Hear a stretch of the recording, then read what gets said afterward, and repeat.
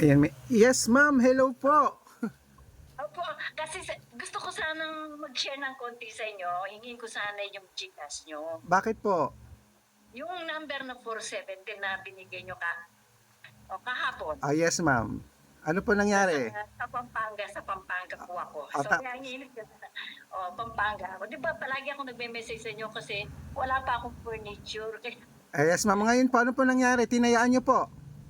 Tinayan ko kanina umaga, sabi ng kanina, sabi niya, ma'am, sabi niya, nanalo po yung numero niyo. So, hindi ko pa alam kung 10-5 lang kasi tinaya ko. Wow! Hindi ko alam kung nanalo doon.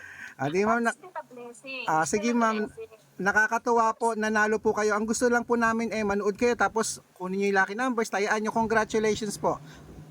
O, kaya yung, may kilala akong wala kasi akong GCash, hindi ko alam yung GCash.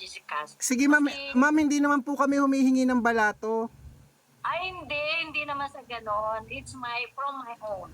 Sige, salamat po ma'am. Sige po, kung ikasisiyan nyo po, maraming salamat po, ibibigay ko po yung GCash ko. At Wala naman akong ganon kung hindi rin sa'yo. salamat po ma'am. Ngayon po, legit po talaga, kahit marami kaming bashers, legit talaga na nakakapagpanalo tayo, patunay po kayo, isa po kayo sa patunay. Ay, nako. This is true. Yun, no? Sabi niya, ma'am, sabi ko, magkaroon ka na ng barya para bigyan din kita. Sabi ko doon sa... Salamat po.